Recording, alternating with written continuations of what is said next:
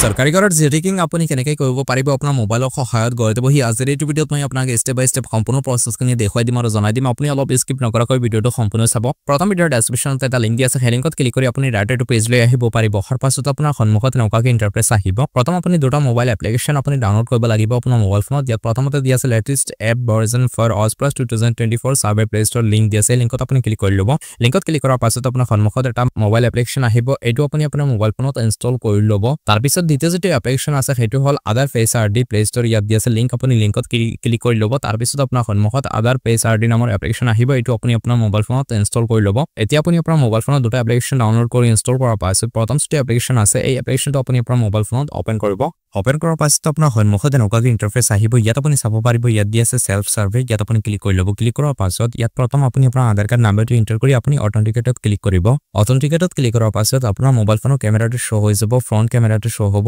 আপুনি আপোনাৰ মোবাইল ফোনৰ সন্মুখত আহি আপোনাৰ পেজটো আপুনি শো কৰিব তাৰ পিছত আপুনি অলপ সময় ওয়েট কৰিব অলপ লোডিং হ'ব কৰিব ইয়াত আপুনি চাব পাৰিব KYC সাকসেসফুলি ইয়াৰ পাছত আপোনাৰ নাম আহিব আপোনাৰ দেউতাৰ নাম আহিব আধাৰ কাৰ্ডৰ শেষৰ চাৰিটা নাম্বাৰ আহিব আৰু আপোনাৰ জেন্ডাৰ আৰু জন্ম তাৰিখ আহিব তাৰ পিছত আপুনি ওকেত ক্লিক কৰিব এতিয়া আপুনি চাৰিটা ডিজিটৰ এটা পিন ক্ৰিয়েট কৰিব লাগিব ইয়াত আপুনি চাৰিটা নাম্বাৰত এটা পিন ক্ৰিয়েট কৰিব তাৰ পিছত আকৌ নাম্বাৰটো তলৰ ডেস্টানত এন্টাৰ কৰিব ইয়াৰ পাছত আপুনি ক্ৰিয়েট পিনত ক্লিক কৰিব ক্ৰিয়েট পিনত ক্লিক কৰাৰ পাছত আপোনাৰ সন্মুখত এনেকুৱাকৈ ইন্টাৰফেস আহিব প্ৰথম দি আছে সিলেক্ট ষ্টেট ইয়াত আপুনি ক্লিক কৰি আসাম সিলেক্ট কৰিব তাৰ পিছত দি আছে সিলেক্ট ডিস্ট্ৰিক্ট ইয়াত ক্লিক কৰি আপোনাৰ ডিস্ট্ৰিক্টখনৰ নাম সিলেক্ট কৰিব পাছত দি আছে সিলেক্ট ব্লক ইয়াত ক্লিক কৰি আপোনাৰ ব্লকখনৰ নাম সিলেক্ট কৰি ল'ব পাছত দি আছে সিলেক্ট গ্ৰাম পঞ্চায়ত ইয়াত ক্লিক কৰি এতিয়া আপুনি আপোনাৰ পঞ্চায়তখনৰ নাম সিলেক্ট কৰিব পাছত দি আছে সিলেক্ট ভিলেজ ইয়াত ক্লিক কৰি আপোনাৰ গাঁওখনৰ নাম আপুনি সিলেক্ট কৰিব পাছত ইয়াত দি আছে প্ৰসিড আপুনি প্ৰসিডত ক্লিক কৰিব তাৰ পিছত আপোনাৰ সন্মুখত এনেকুৱাকৈ ইন্টাৰফেস আহিব ইয়াত চাৰিটা অপচন দি আছে আপুনি প্ৰথম যেটো অপচন পাব ইয়াত দি আছে এড ইৰিড সাৰ্ভে ইয়াত আপুনি ক্লিক কৰিব এতিয়া আপুনি প্ৰথম বক্সত আপোনাৰ আধাৰ কাৰ্ডত আপোনাৰ নাম এন্টাৰ কৰিব পাছত দি আছে আধাৰ নম্বৰ ইয়াত আপোনাৰ আধাৰ কাৰ্ড নম্বৰ এন্টাৰ কৰিব জব কাৰ্ড নম্বৰটো ইয়াত এন্টাৰ কৰিব জেন্ডাৰ মেল ফিমেল যি হয় হেতু আপুনি ক্লিক মাৰ্ক কৰিব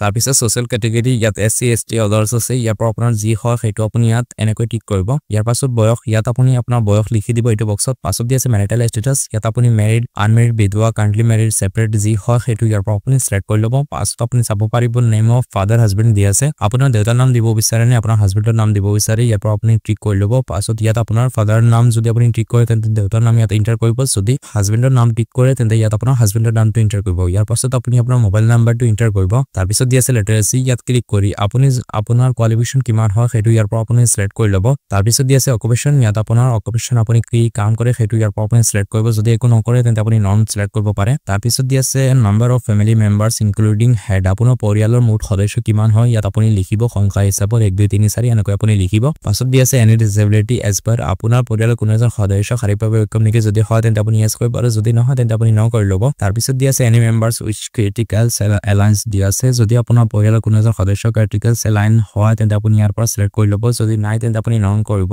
তাৰ পিছত আপুনি ইয়াত চাব পাৰিব ফ্যামিলি ইনকাম এনুৱেল ইনডেক্স আপোনাৰ পৰিয়ালৰ মুঠ সদস্যৰ আয় কিমান টকা হয় বছৰত হেতু আপুনি ইয়াত সংখ্যা হিচাপত লিখিব ইয়াৰ পাছত আপুনি সেভ এণ্ড নেক্সটত ক্লিক কৰিব তাৰ পিছত আপোনাৰ সন্মুখত এনেকুৱাকৈ ইন্টাৰফেস আহিব আপোনাৰ পৰিয়ালৰ কেইজন সদস্য আপুনি এড কৰিছে ইয়াত আহিব আৰু যদি আপোনাৰ পৰিয়ালৰ আন কোনো সদস্য আপুনি এড কৰিব বিচাৰে তেন্তে ইয়াত এড মেম্বাৰ আহিব আপুনি এড মেম্বাৰত ক্লিক কৰি পজিশন পৰিয়ালৰ আন সদস্য এড কৰাৰ কাৰণে ইয়াত এড মেম্বাৰ অপচন আহিব মই কেৱলমাত্ৰ এজন কৈছো সেই কাৰণে ইয়াত অহা নাই যদি আপুনি আপোনাৰ পৰিয়ালৰ 2-3 জন মেম্বাৰ যদি আপুনি এড কৰিব বিচাৰে তেন্তে তলত ইয়াত এড মেম্বাৰ বাটন আহিব ইয়াত ক্লিক কৰি আপুনি এজন কৰি সেম প্ৰসেছত আপোনাৰ পৰিয়ালৰ আন যিমান সদস্য আছে সকলো নাম আপুনি এড কৰি ল'ব তাৰ পিছত ইয়াত এই বক্সত আপুনি টিক মাৰ্ক কৰিব বক্সত টিক মাৰ্ক কৰাৰ পাছত ইয়াত দি আছে প্ৰসিড আপুনি প্ৰসিডত ক্লিক কৰিব প্ৰসিডত ক্লিক কৰাৰ পাছত আপোনাৰ সন্মুখত এনেকুৱাকৈ ইন্টাৰফেস আহিব এতিয়া আপুনি আপোনাৰ বেংক একাউণ্টৰ সম্পূৰ্ণ ডিটেইলছসমূহ আপুনি দিব লাগিব আৰু যদি আপোনাৰ বেংক একাউণ্ট নাই তেন্তে I don't have bank account details now I will update it later দি আছে ইয়াত ক্লিক কৰিব পাৰিব যদি আপোনাৰ বেংক একাউণ্ট নাই আৰু বেংক একাউণ্ট থাকিলে আপুনি এই চেক বক্সটো আপুনি এৰি দিব তাৰ পিছত দি আছে বেংক পোষ্ট অফিচ টাইপ দি আছে ইয়াত আপুনি ক্লিক কৰিব ক্লিক কৰাৰ পাছত ইয়াত আপোনাৰ পোষ্ট অফিচৰ বেংক বা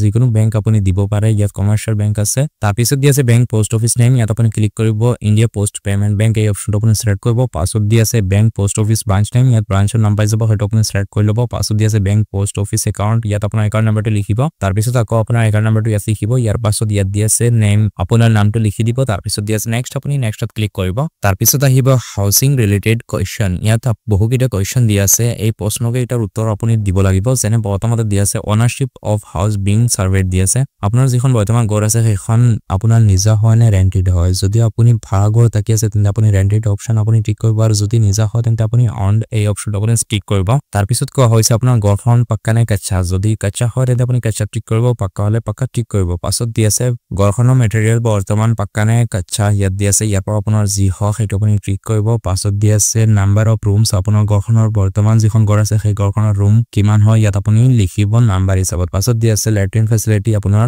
ঘৰত টয়লেট আছে নেকি যদি আছে তেন্তে ইয়েস কৰিব আৰু যদি নাই তেন্তে আপুনি নো কৰিব তাৰ পিছত দি আছে main source of household income আপোনাৰ ইনকাম কেনেকে হয় ইয়াৰ পৰা আপুনি সিলেক্ট কৰি ল'ব cultivation manual casual labour part time or full time domestic service ইয়াৰ পৰা আপোনাৰ যি হয় সেইটো আপুনি সিলেক্ট কৰিব এনেকৈ আপুনি সিলেক্ট কৰি ল'ব পাছত দি আছে তাৰ পিছত কোৱা হৈছে আপোনাৰ ঘৰত যানবাহন আছে নেকি যদি আছে তেন্তে আপুনি ইয়েস কৰিব আৰু যদি নাই তেন্তে আপুনি নো কৰিব তাৰ পিছত কোৱা হৈছে 3 4 হুইলাৰ এগ্ৰিকালচাৰ ইকুইপমেন্ট আছে নে আপোনাৰ ঘৰত যদি আছে তেন্তে আপুনি ইয়েস কৰিব আৰু যদি নাই তেন্তে আপুনি নো কৰিব পাছত দি আছে any member has Kisan credit card আপোনাৰ পৰিয়ালৰ কোনো সদস্যৰ কিষাণ ক্ৰেডিট কাৰ্ড আছে নেকি যদি আছে তেন্তে আপুনি ইয়েস কৰিব আৰু যদি নাই তেন্তে আপুনি নো কৰিব তাৰ পিছত কোৱা হৈছে any member as a government employee আপোনাৰ পৰিয়ালৰ কোনো সদস্য চৰকাৰী চাকৰি কৰে নেকি চৰকাৰী কোনো এমপ্লয় হয় নেকি যদি হয় তেন্তে আপুনি ইয়েস কৰিব আৰু যদি নহয় তেন্তে আপুনি নো কৰিব তাৰ পিছত কোৱা হৈছে আপোনাৰ পৰিয়ালৰ কোনো সদস্যৰ এগ্ৰিকালচাৰ এন্টাৰপ্ৰাইজ কোনো দোকান আছে নেকি বা কোনো চৰকাৰী ৰেজিষ্ট্ৰাৰীৰ দোকান বা কোনো এটা এন্টাৰপ্ৰাইজ আছে নেকি যদি হয় তেন্তে আপুনি ইয়েস কৰিব যদি থাকে তেন্তে ইয়েস কৰিব আৰু যদি নাই তেন্তে আপুনি নো কৰিব তাৰ পিছত কোৱা হৈছে any member earning more than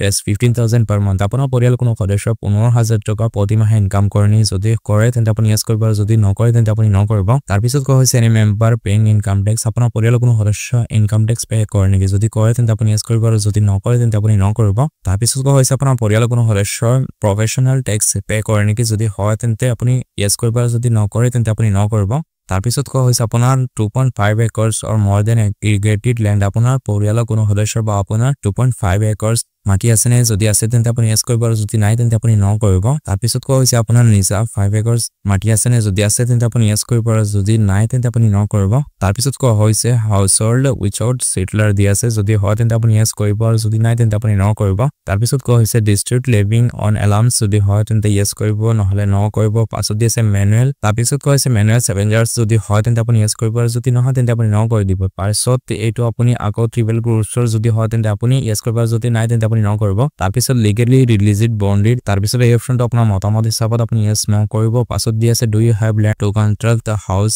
আপুনি ঘৰ বৰ্তমান আপোনাৰ মাটিত কোনো ধৰণৰ ঘৰ বনাই আছে নি যদি হয় তেন্তে আপুনি ইয়েস কৰিব আৰু যদি নাই বনোৱা তেন্তে নো কৰিব তাৰ পিছত কৈছে আপোনাৰ পৰিয়ালৰ কোনো সদস্য আগৰ পৰা ঘৰ পাইছে নেকি যদি পাইছে তেন্তে আপুনি ইয়েস কৰিব আৰু যদি পোৱা নাই তেন্তে আপুনি নো কৰিব পাছত দি আছে 7 next আপুনি ক্লিক কৰি দিব তাৰ পিছত আপোনাৰ সন্মুখত এনেকুৱাকে পপআপ শো হ'ব পাৰে আপুনি অকেত ক্লিক কৰিব অকেত ক্লিক কৰাৰ পাছত আপোনাৰ সন্মুখত এনেকুৱাকে ইন্টাৰফেস আহিব ইয়াত আপোনাৰ ইনস্পেকচন ডেট লেটিটিউড নাম্বাৰ আহিব আপুনি কৰ পৰা এই ফৰ্মখন সাবমিট কৰি আছে এনেকুৱাকে ইন্টাৰফেস আহিব আপোনাৰ সন্মুখত তাৰ পিছত আপুনি চাব পাৰিব ইয়াত এটা ফটো আইকন দি আছে এই ফটো আইকনত ক্লিক কৰাৰ লগে লগে আপোনাৰ মোবাইল ফোনৰ কেমেৰাটো শো হৈ যাব অটোমেটিকলি ওপেন হৈ যাব কেমেৰা ওপেন হোৱাৰ লগে লগে আপুনি আপোনাৰ ঘৰখনৰ এটা ফটো ক্যাপচাৰ কৰিব আৰু ফটোখন ক্যাপচাৰ কৰাৰ পাছত আপুনি আপলোড কৰিব ইয়াৰ পাছত এড ৰিমাৰ্কত আপুনি যিকোনো এটা লিখিব পাৰে পাছত দি আছে 7 next আপুনি 7 nextত ক্লিক কৰি দিব 7 nextত ক্লিক কৰাৰ পাছত আপোনাৰ সন্মুখত এটা পপআপ শো হ'ব আপুনি অকেত ক্লিক কৰিব তাৰ পিছত আপোনাৰ সন্মুখত এনেকুৱাকে ইন্টাৰফেস আহিব ইয়াত আপুনি চাব পাৰিব beneficiary want to get enrolled in merchant training দি আছে এই অপচনটো আপুনি ইয়েস বা নো কৰিব পাৰে এইটো আপোনাৰ মতামত হিচাপত হ'ব তাৰ পিছত আপুনি চাব পাৰিব ইয়াত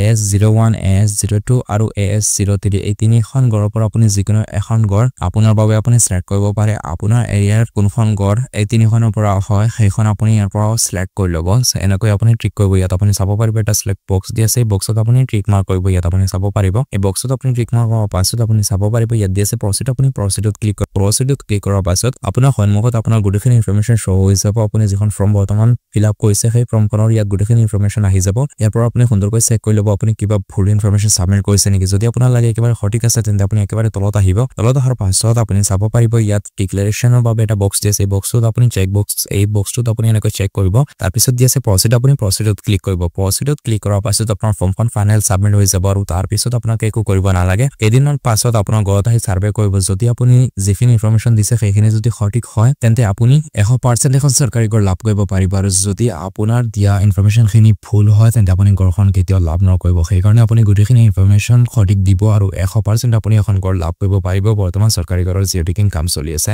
সপন্স আজিৰ ভিডিঅ'ত এইখিনি আছিল আশা কৰিছো আপোনালোকে নিশ্চয় বুজি পাইছে যদি কিবা অসুবিধা হয় কিবা প্ৰশ্ন থাকে তেন্তে আপোনালোকে নিশ্চয় কমেন্টত জনাব লগতে আপুনি চাব পাৰিব ইয়াত PDF আইকন এটা দি আছে এই আইকনত ক্লিক কৰাৰ পাছত আপোনাৰ সন্মুখত আপোনাৰ এপ্লিকেশন ফৰ্মখনৰ এখন ড্ৰাফট আহিব আৰু সেই ড্ৰাফটখন আপুনি ডাউনলোড কৰি ৰাখি ল'ব পাৰিব যদি কেতিয়া সাৰ্ভে আহে তেন্তে আপুনি এই ড্ৰাফট কপিখন আপুনি সাৰ্ভে অফিচাৰৰ হাতত দিব পাৰে সো ফ্ৰেন্ডস আজিৰ ভিডিঅ'ত এইখিনি আছিল আশা কৰিছো আপোনালোকে নিশ্চয় বুজি পাইছে যদি ভিডিঅ'টো ভাল লাগে তেনেহলে চেনেলটো সাবস্ক্ৰাইব কৰিব আৰু বন্ধু বান্ধৱীৰ লগত ভিডিঅ'টো শ্বেয়াৰ কৰিব